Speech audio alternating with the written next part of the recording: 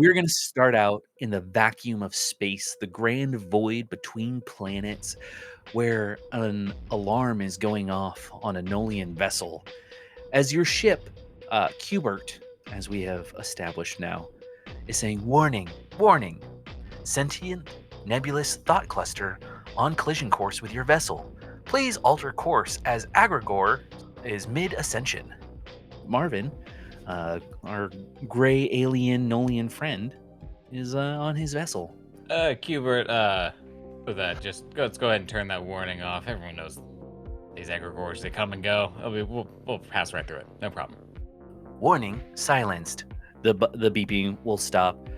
I do suggest, though, that you alter course and go around the Agrigor, as its various thought forms can disrupt your mental state and my AI processing. Q, Q, how long have we been out in this void of space? We have been out in this void of space for nearly 15 years, 7 months, 3 days, and a handful of minutes, as you don't like me telling you the minutes and seconds that we've been out here. And how many times have I led you astray since? Would you like the actual number or a ballpark estimate? You see, Q, that's why I like to keep you around here. Just fly right through, keep a straight arrow, we won't have any problems. All right, as we pass towards the Agrigor, I will need to be turning off my systems, and I hope that you can reboot them once we have passed through the thought form cluster, as it will help shield. Q. Look, I went through the diagnostic training. I went through the AI handler's handbook. So, just know, I know a thing or two about a thing or two here. Let's just drop system power to, let's say like a 45%. You stay active and let's roll right through. All right, dropping system power to 45%, shields at minimal, and hull integrity at maximum, maintaining conscious thought while passing through Agrigor. As you look out the viewport window, you'll see the various thought forms spontaneously being created in and out of consciousness every second. As you pass through and you're starting to enter I this, just wanted more time. Don't forget me. Were we supposed to be doing something? Why didn't it work? Why wasn't enough? Please, just give me one more chance.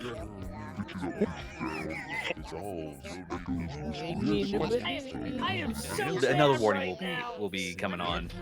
Another beep, beep, beep.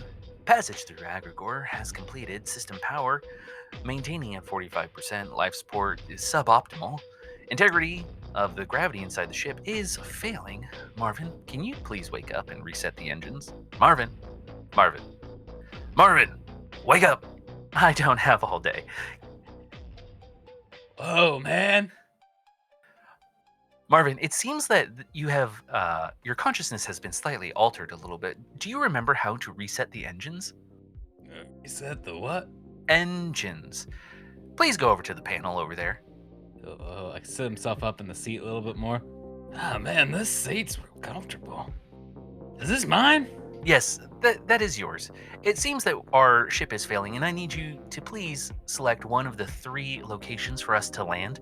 As we are approaching a local star system, it looks like it has 3 inhabitable planets. One looks to be Mars, one of our neighboring or relative planets that has other gray aliens that we are very similar to us, with smaller eyes and grumpy attitudes. Another planet is Earth. Marvin, please pay attention. Marvin, please pay attention. The other one is Earth. Yes. It's a mud ball with a below average sentient species on there called Earthlings that are highly self-involved, and it would be pretty easy to hide amongst them. However, below average intelligence may not be worth conversing with. Or Venus. However, Venus, they do have a great spaceport. The only thing hotter than the planet are the people. You could land there, however, they may find you too ugly to assist. It is up to you, but we do need to make a decision here quickly, Marvin. Can you, what was the first one again? Mars. And that had the, guys like me, right? Yeah, they look like you, but they're very rude and have smaller eyes. They also live in tunnels. That sounds awful. Don't really know why, but I don't like the idea of tight little spaces. Um, what was the third one? Venus, the closest planet to the star in this solar system. Again, the people are very attractive and very hot temperature wise. And as you are neither hot temperature wise nor attractive by their standards, they may not want to assist you. However, it has a great spaceport. He looks at himself. At this point, he's still in relatively good shape. Yeah. Traveling around. He's feeling. He looks fairly well for a Nolian. Oh, that's just rude. I got abs. Guys are assholes. What's the second one? That was Earth. It is a planet covered with water and mud and some plants where the species is below average intelligence and they're highly self-involved. However, it'd be easy for you to hide amongst them as they have a great diversity of population. All right, listen here, little disembodied, floating, silly voice. I assume you're floating. I understood about 3/4 of those words. So, I think I'm gonna just press this button. And he just presses a button on the console. Excellent. We are on our way to Earth. While we do that, can you please reset the engines? Otherwise, we'll be at impulse, and it will take us several months to get there. So, hypothetically, panel behind chair. Yes. All right. Does the panel have an access port? Welcome to Universe Zero, an actual play podcast for all of you anime fans, and especially for anyone who loves Dragon Ball, Isekai, and shonen-style stories. Universe Zero is not only an actual play podcast that focuses on Marvin, the Nolian gray alien who we just met, who's on his gap year and trying to find himself, and understand the mysteries of the universe while working as a Kabini clerk coming up here soon in our next episode, but we also are going to meet Dart, who is a Froggle mechanic who just wants to be the best martial artist he can be. Now let's check in on our Froggle friend as he travels to Earth with his rideshare partner, Toma, who is another Froggle with red skin and who helped pay for fuel and snacks for the ride to Earth. We're on a Bogan frog vessel, whatever that looks like. I imagine it looks like a giant frog. As you're flying... Tadpole. Oh yeah, big tadpole. It's a giant tadpole. And as you're flying the ship, you can hear the TV behind you, static going as someone is flipping the channels. And you just hear how much longer until we get to Earth? We gotta be close. We're getting clearer television channels. Speaking of which, did you see that cooking show with that guy with the fiery hair and shirt? Man, his food looks good. All these shows are making me hungry. Yeah, I guess I could use something to eat too. We've been just munching on snacks this whole time. Yeah, I just brought those cerulean cracker snaps and I'm all out of them as he jostles the bag. Oh, but I am hungry as much as you are. But the way you're rubbing your belly is making me uncomfortable. Oh yeah, I should stop rubbing my belly. I'll just rub my thighs. I gotta stretch anyway. Oh, all this sitting while you drive. Lucky for me, these channels are coming in clear. Oh man, Dart, we're just getting all those like martial arts channels. Yes, swap seats with me. Oh, okay, I guess it's my turn anyway. As he, you get up and he plops himself as a wet, moist flop into the chair. The inside of a Froggle vessel, the humidity lowest is 85% humidity. Yeah. As Bogan is a planet with high humidity. Planet. Yeah, much marshy planet. So he's driving. He's like, yeah, just let me know when the he's back to rubbing his belly, but now it's away from you. Let me know when those cooking shows come on. But I think your favorite martial arts show just gone. What was it again?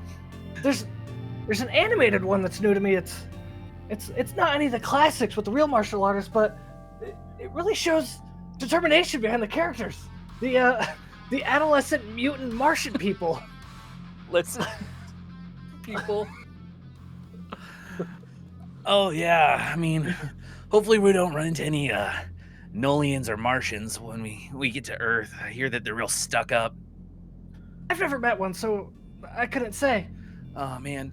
Anyway, when we get to Earth, like, what are you gonna do? I've been just dying. All this food channels that I watch, I've just been dying to try everything. I'm gonna go talk to that chef Ming guy and try his food and drink some drinks with him because that guy gets plastered when you're cooking with Ming. The food does sound good. I really just want to learn to do what they're doing. What, kicking and flipping and flying and just jumping through trees and stuff? Yeah. Wouldn't that be great? That sounds like a lot of work. And he's like lazily driving this ship, like one pinky on the steering No sphere. arms, knee wedged. Yeah. If he was driving a car, you guys would have gotten in an accident by now. Easy.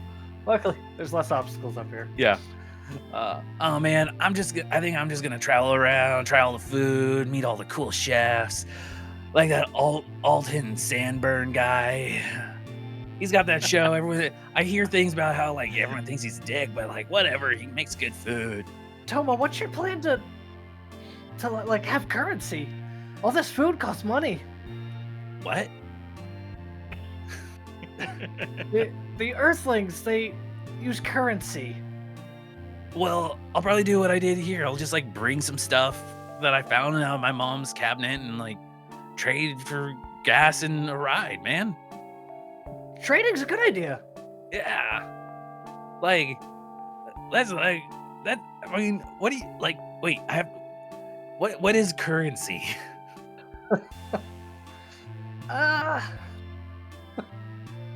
I'm not gonna explain currency to him. Any case, I mean, I think everything will just work itself out. I'll just go and talk to these guys. They make food for guests all the time. That's right. I think these Earthlings are gonna be pretty nice people. I hope so.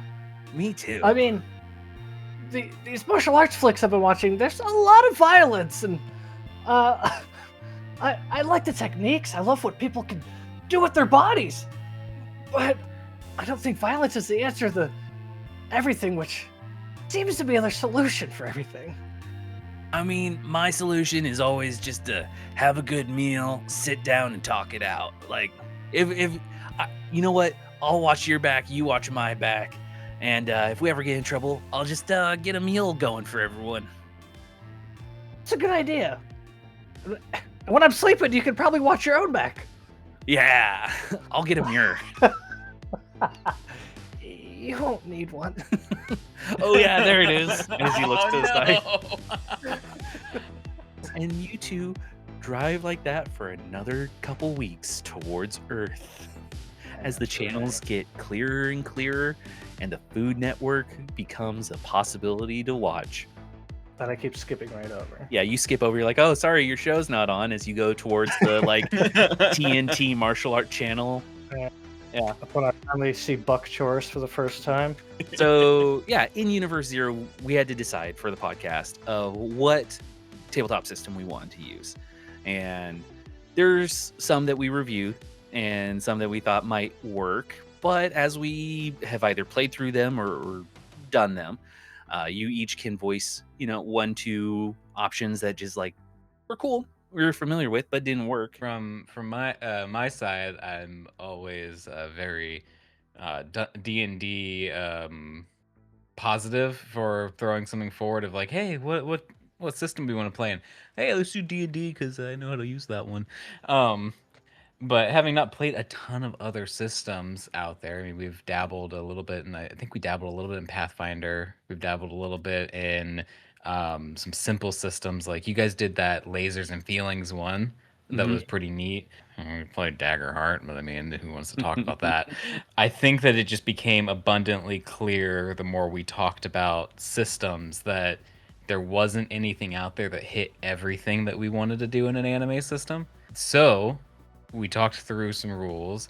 You, James, the DM, took it upon yourself to then build out a system that would hit all the things we would love to do in an anime. Like, I think that this started when we were chatting about, like, what if an anime was a TTRPG, or what if you took Dungeon Crawler Carl and made it into a TTRPG, or like all these different things that we like system-wise. How do we do that? Because like Vimros was a ton of fun, but that was a D&D system that we modified. Right. Like Josh, you modified it. to fit like different aspects of other systems, but the base was D&D, and we wanted something where it's like, what if we want to tell a story where we're jumping across universes and timelines and all kinds of stuff, and at the same time we want to be able to punch the bad guy in the face kind of hard and then punch him really hard in the face the second time. So that's kind of what led us to Universe Zero that you built. Yeah, that's where taking like, because we had a long session of like, what are the things that we like about the various systems? Like, as far as rules light, we like the rapid quality of it, where kind of rule of cool comes in and how can that be supported. But then we also really enjoy Dungeons and Dragons and Pathfinder and those systems where it's like there are rules and there's versatility and options, which is really key.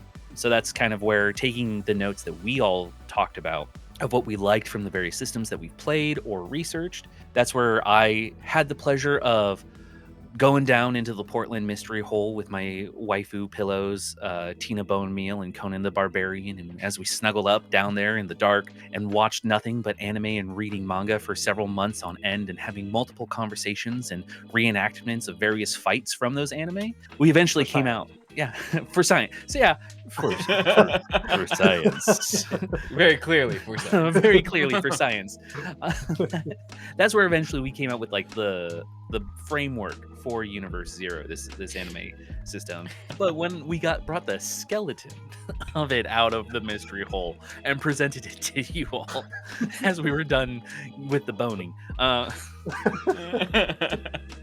I think that there's some like key elements that make this system fun. And then my favorite bone with Universe Zero is that there's dice pools used instead of you use the D20 and that's your fate. I like the idea of you choose how hard you want to try at something. That feels great. That's where the I want to punch something in the face softly, and then I want to punch it in the face much harder next round. Or even in the same turn. You know, like that. The dice pools is so cool. I really like the idea that the system you came up with burning dice or pushing dice. Like that system is really neat. I don't think we used it a ton in this playthrough that we're gonna jump into. I do like the idea of the system a lot, specifically because you can push your ability you're doing. You can burn a dice so you can make a sacrifice to be able to do something really cool in that moment. It just feels very anime. Like in those contested challenges in anime where someone's like, I'm giving it all I got, and then someone matches and they're like, well, I gotta push harder now. It's like, where does that come from? Yeah. That wellspring of power. The system really leads into the over the top we've grown to love. Mm-hmm.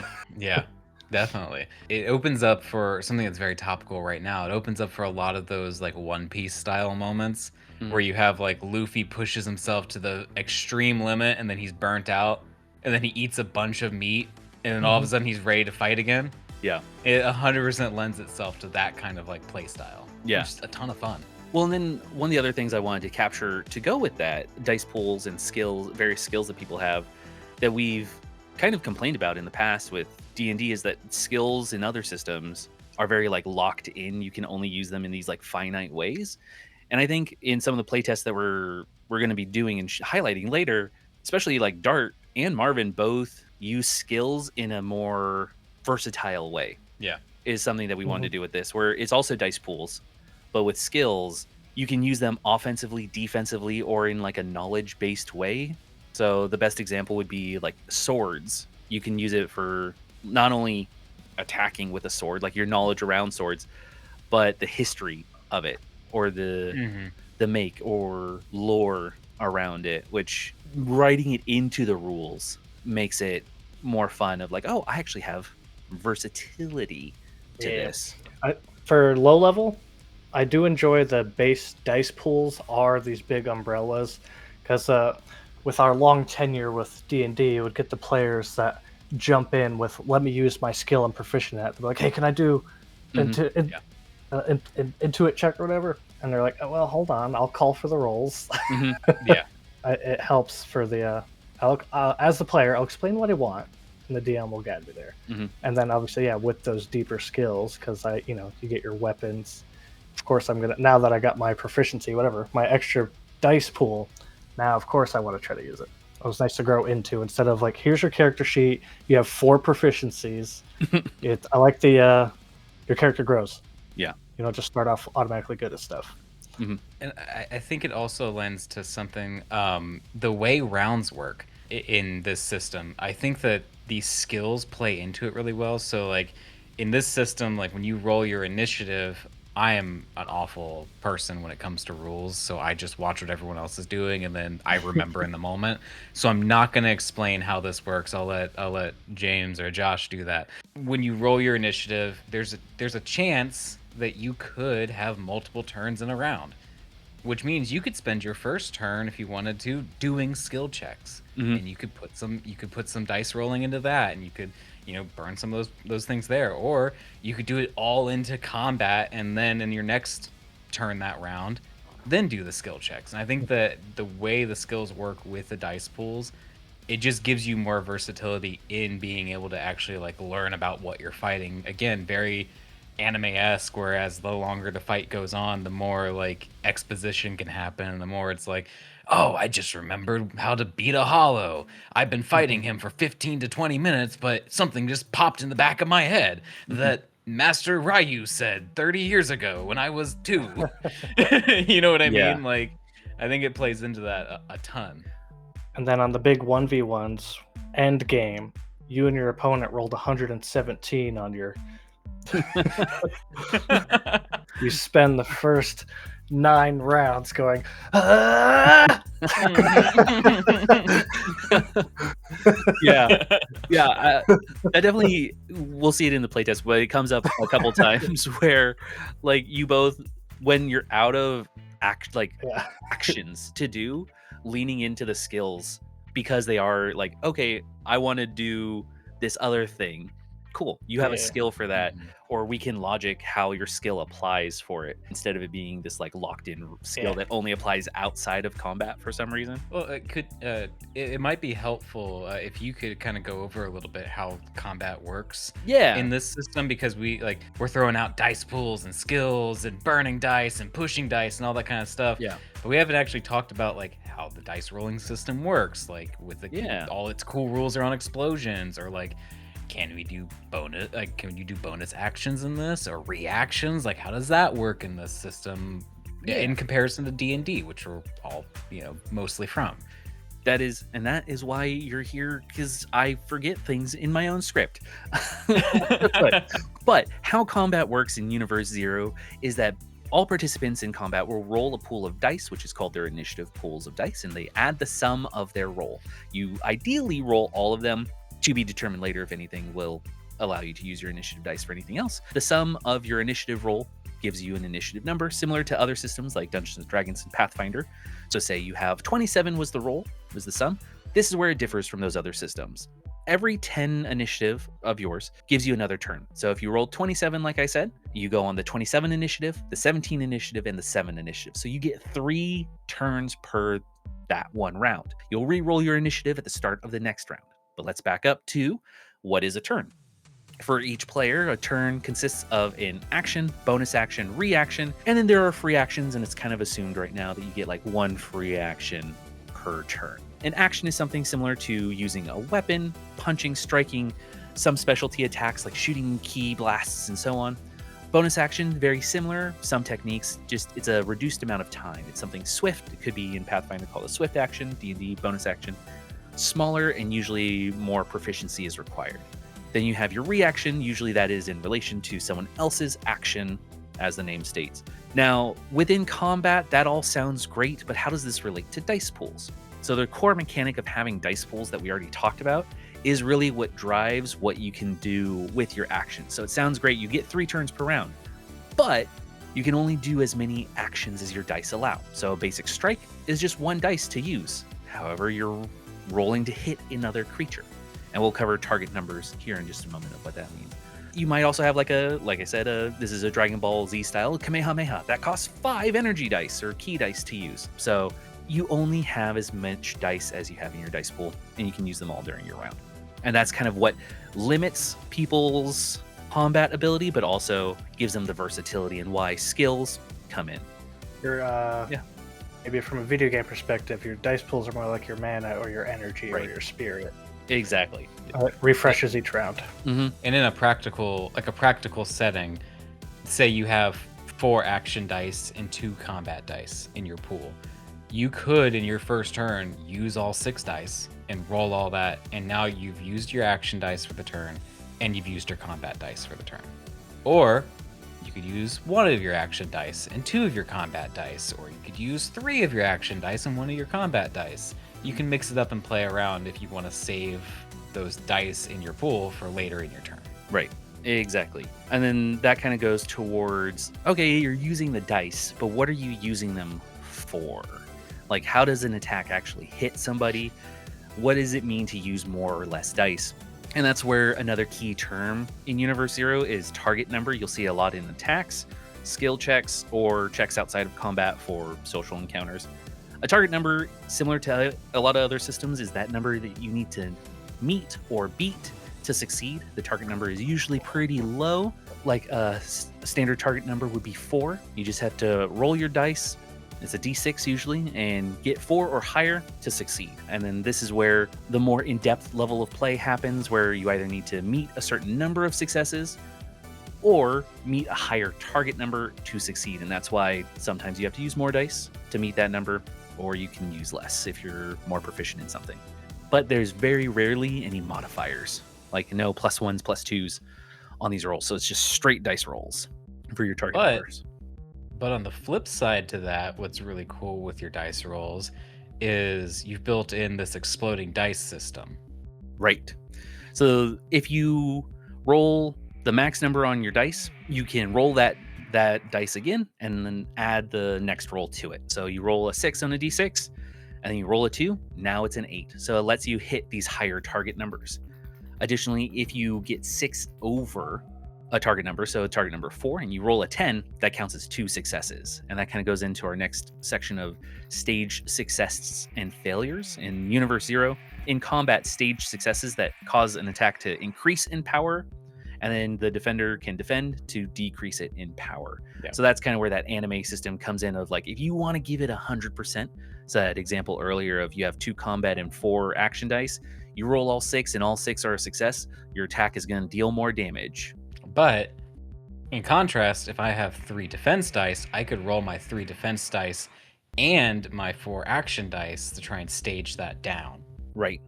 So in Universe Zero, everyone, whenever there's an attack similar to a save or check, you can use your dice to defend against it. And it doesn't count as any of those actions, reactions, or anything. It's inherent that you can naturally defend. So if you were to defend and get rid of all my successes, the attacker still could potentially do damage. But if you have additional successes as a defender, you can reduce that damage down potentially to nothing. Which I think, if I remember later in our playtest, Dart benefits from that a lot. He's got a good amount of combat and defense dice and just tanks it. Right. Watch those Quacky Chan films. Self-taught, 100%. Oh, Yukon's gonna hate that. But that also goes to, I think Dart is one of the few who actually use this feature where it's dice burn, where we've talked about a little bit of like pushing dice. That just means that if you fail a roll, you can re-roll it again, and that's called a push. But when you do a push, it burns your dice. Additionally, some techniques or abilities as part of the cost of doing the attack, so you do a super Kamehameha blast, whatever, that costs 5 dice to roll, but it burns 1, so you're looking for that keyword burn. That means you can't use that dice again, and it doesn't refresh at the top of the round. You have to take a rest. So try to avoid those dice burns in tense situations. There we go. You don't want to be getting burned while you're high. Right. And the taking damage and burning all your dice sounds like all good fun glass cannon activities until we hit the rest mechanic. Yes. Who remembers the rest mechanic from our playtest? The People will see. Rest mechanic was similar to the gritty realism variant rule for D&D, where a short rest is 8 hours and a long rest was, I think, a full week, which I love. I love the 8 hour short rest is ideal. Yeah, we wanted to do that because when me and the waifu pillows were reading through the anime, we noticed that being, damaged is a story mechanic that not a lot of other tabletops were using. So Yeah. the character being weakened or needing to heal is a great story mechanic that we want to explore. So going through the gritty mechanic from D&D, Which is also in every anime. yeah.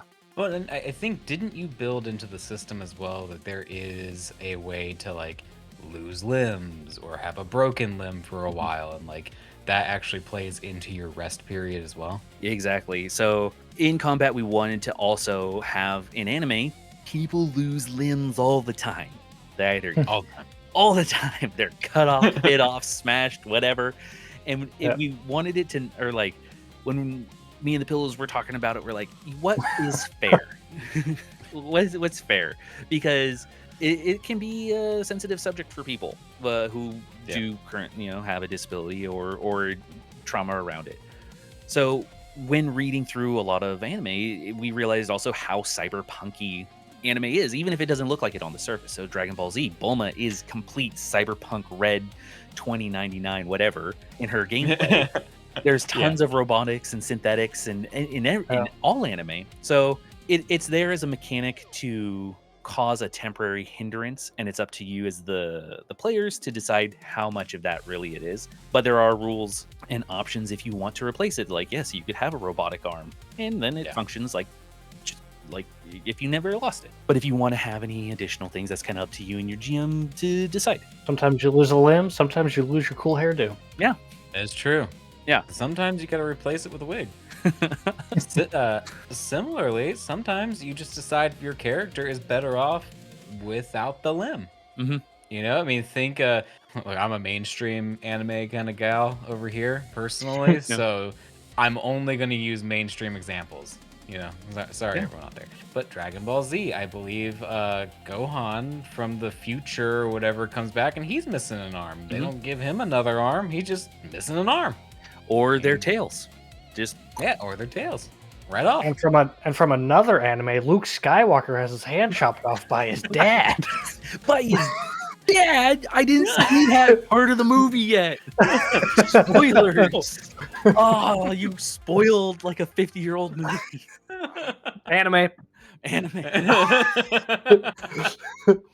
I think one of the next things though that we haven't talked about is how the health tracker, which is different than health points, functions in this, because it's one of the key concepts I think that people should be aware about before going in.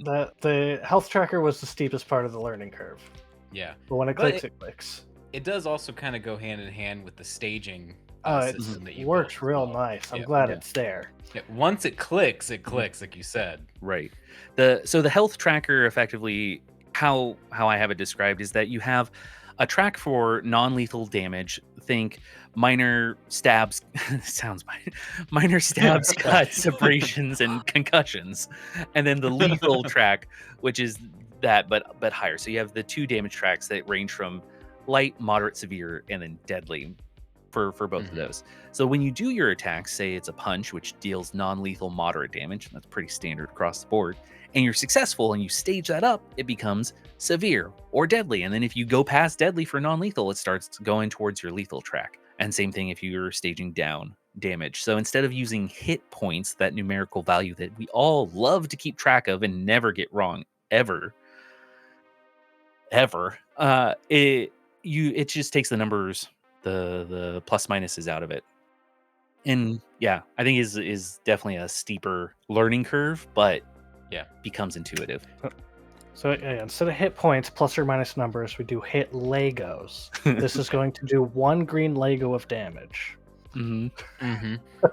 Or if you don't have any green Legos, you're losing an orange one. Yep. Yeah, exactly. And you don't want to get to the red ones.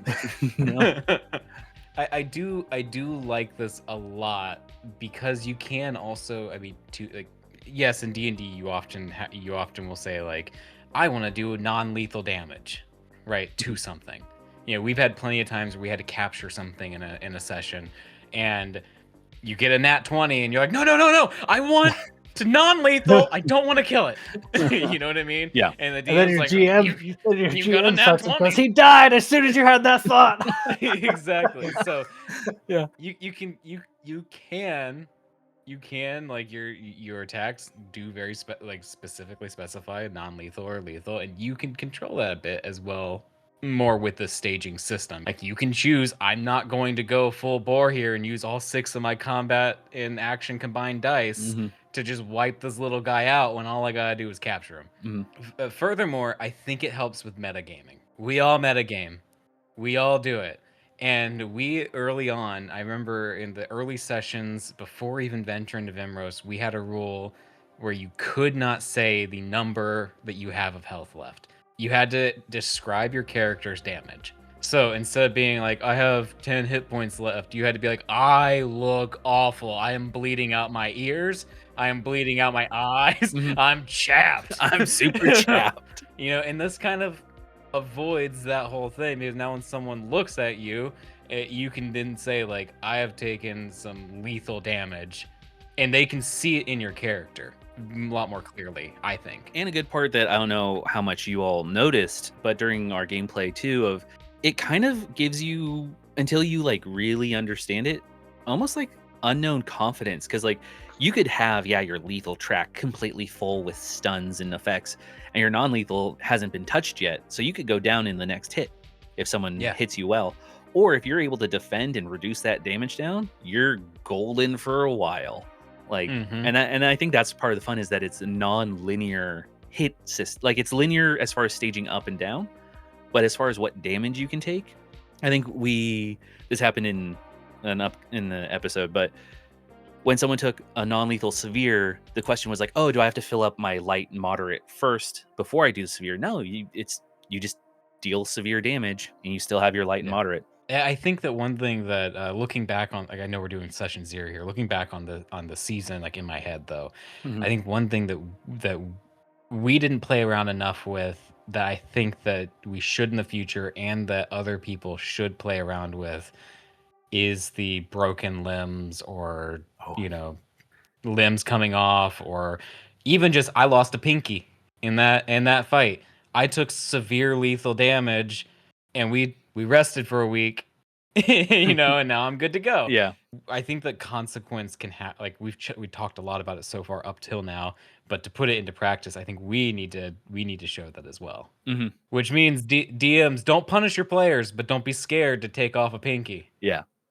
There's plenty of tech out there that they can use, or just a mechanical piece for a bit. Yeah, that's a lot of information for when it comes to combat, but I think I want to return to the setting a little bit of Universe Zero. Like, yeah, sure, Universe Zero is a tabletop RPG and podcast now. That's totally cool, that everyone should like, share, and comment with all their friends, because these two chuckleheads are really funny in it, and I get to sit back and not talk a lot, although I do talk a lot.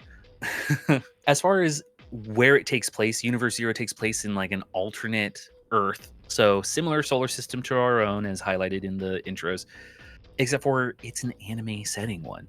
Again, it's, if you think of this as DC, we have Earth 616. Well, this is Earth Zero for us, Universe Zero, where 75 years ago, something happened and there was a great war, and everyone decided, you know what, let's not fight anymore and let's go towards peace.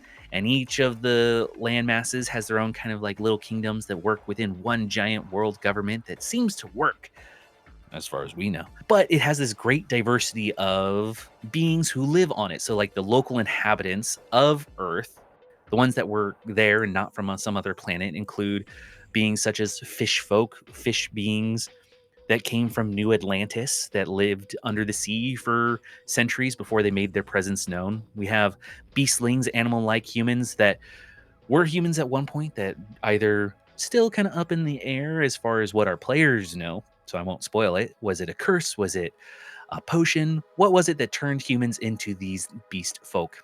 Then we have synths and robots, so synthetic humanoids that are now coming out into the world, and robots who help people with their daily mundane tasks, and that totally do not have self-aware AIs in them at all, waiting to be unleashed. And lastly, Gilbert. Oh man, something's gonna happen with him. And then we have mutants, which are our tall mutant. It's not derogatory in this term, but they're just a term for tall humans that are like 7 to 8. They're kind of our gigantic species of humans.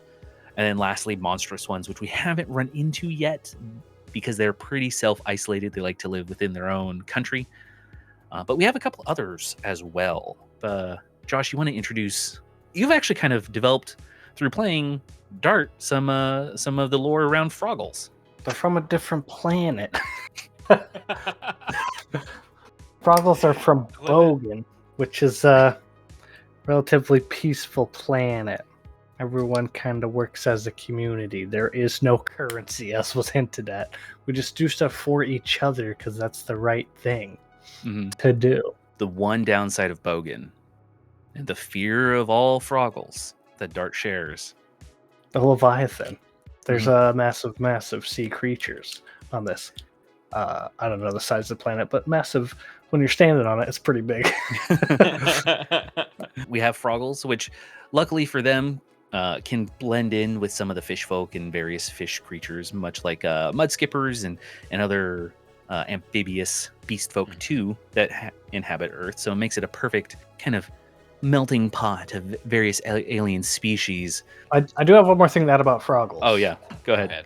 Due to their only predator being a gargantuan, inevitable sea creature, they have either adapted or one way or another came up with a certain special relationship with the time continuum, space-time continuum. Froggles inherently have the ability time stop. Oh, yeah, gives them a chance to get away from these great dangers. I forgot about that. Humans and beast folk and fish folk, they don't get shit really in comparison. They're just, I mean, who would really want to play a human in a fantasy setting? All they're good for is being adaptable. Like fish can breathe underwater, humans have an extra action dice, beast folk can smell things and have claws, but Froggles can stop time if they hold their breath. That's right. Yeah, which, I mean, I once heard that, everyone thinks that love is the greatest power in the universe. But really, chronomancy. Time magic, yeah. You want to fix anything, chronomancy. You want to end anything, chronomancy. You want to start anything, chronomancy. But Nolians, Jacob, that's your character. Yeah, Nolians do not get chronomancy. That doesn't happen. So I'm playing Marvin quite differently than how I imagine, and I think how you imagine as well, James, the Nolian people. I imagine the Nolian people are very militaristic, right? Like the actual Nolians from planet Null are very militaristic. Everything's regimented. They don't even procreate the same way as other more mammalistic or even reptilian or fish folk-ish amphibious people do anymore. They all like their population is controlled. Everything is, quote unquote test tube babies, They don't meet their parents in the same way that like other cultures of people would. They're raised by their teacher bots, which I would give you an example of one's name, but I don't have my notes up and I can't remember my own character's backstory. B34. So, thank you, B34. So they have a very distanced relationship with other species, and because of that, they can be very rude. They can be very invasive, and it's something that Marvin just doesn't like to contend with. He's been on Earth for a while now. So he just hides himself in with the other people by pretending to be a weird-looking human. He wears wigs. He puts little contacts in his eyes to make his eyes look like a person's eyes. And he just hangs out because you can only be asked so many times, what's the deal with the anal probing before you're tired of it. Yeah. A few of the other notable aliens that we have run into do include gum-gums, which are living gum creatures that come from the universal mother gum somewhere in the center of the galaxy, which have stretchy bodies of various like pinks, purples, gum colors. Think Majin Buu combined with Princess Bubblegum almost. And they have voracious sweet tooths. They can only eat sweets, but their main food groups are chocolate, milk, candy. candy corns, and syrups. Then we have our slug folks, which are our slug humanoids. Yeah, they love drinking water and fancy water and filtered water as their only source of nutrition that they need. Heavy connection to magic. They live a very long time and have a regenerative ability similar to any slug who gets chopped, cut, sliced, or whatnot, and can just regrow instantaneously, which is very helpful in this system to be able to heal yourself quickly. Yeah. And heal others quickly. And then some notable ones that we haven't run into too much include squid folk, which are another aquatic species that come from a different planet that might think leviathans are good, but we'll see if how that happens with Dark. They're wrong. They're wrong.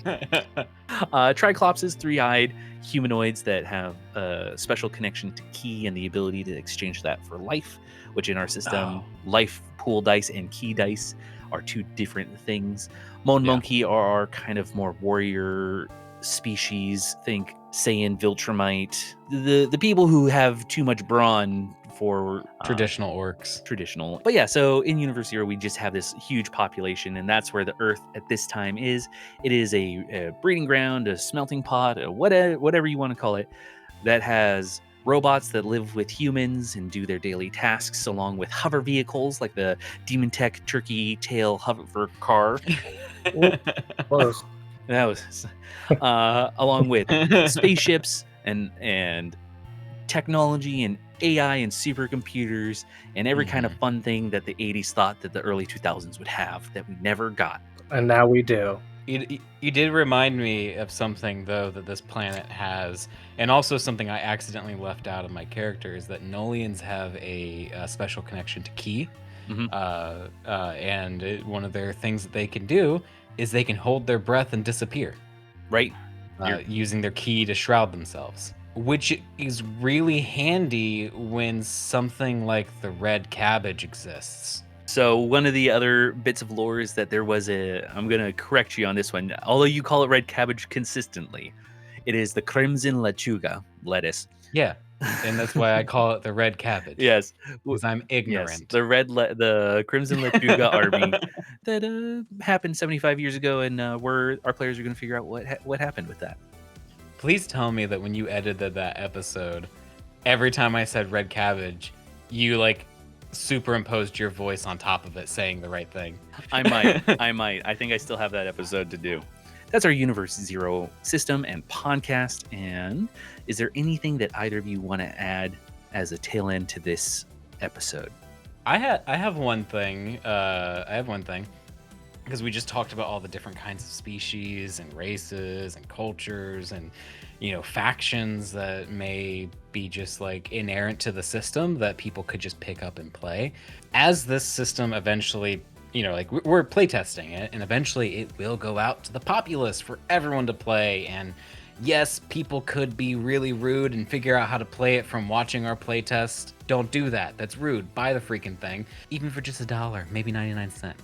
But do you have plans to add to create additional modules to this as we go along, say a supplemental culture pack? I don't know, a probiotic for Universe Zero that adds a million other cultures. Honestly, that has been one of the fun things. I know that I've been making it, but part of making and getting community feedback of what they'd like to play has lent itself to the DM or the game, actually we call it the game narrator section, to be pretty robust of how to make your own species, attacks, vehicles, and so on. I know, because I have to make those tools to make this system. When it comes to supplementals, it's almost at this point too many that I need to wheedle down between hippo people, vine creatures, crab people, turtle people, space parasite people, just I know some of those. Yeah, various other species that all are out there that all have different abilities. One that we've run into is a demon folk person, someone who comes from a different realm that looks like a traditional demon, but that doesn't mean they're bad. They just come from a different universe. So answer yes. Supplemental species packs, move packs, school packs. Again, there's a couple other people we're going to be running into where the system lends itself to create a lot of different schools, organizations, or for D&D classes fairly easily and balanced because, again, your limiter is that dice pool. You can say, cool, I want to do this cool thing, and it does a lot. And provide that you just calculate it right for the cost. Sure. This system lends itself to countless unique campaigns. Mm-hmm. Yeah. I'm excited, to get this playtest out and the base information out for everyone to play and then watch as other people will make their own settings, worlds, whatever. Because again, the setting is you both come from different planets and we're just on Earth currently. Doesn't mean that we have to stay there. Josh, do you have anything you want to tail end this with before I do an outro? Avoid leviathans. They can be deadly or dangerous. Spin your ratchets. Avoid leviathans. Yep. Spin your ratchet, man. Oh. Yeah. Make sure you label your toolboxes. Yeah, just the name is enough. Or like a star sticker or something. That'll be important in episode 7? Something. 7 or 8. It's one of those two.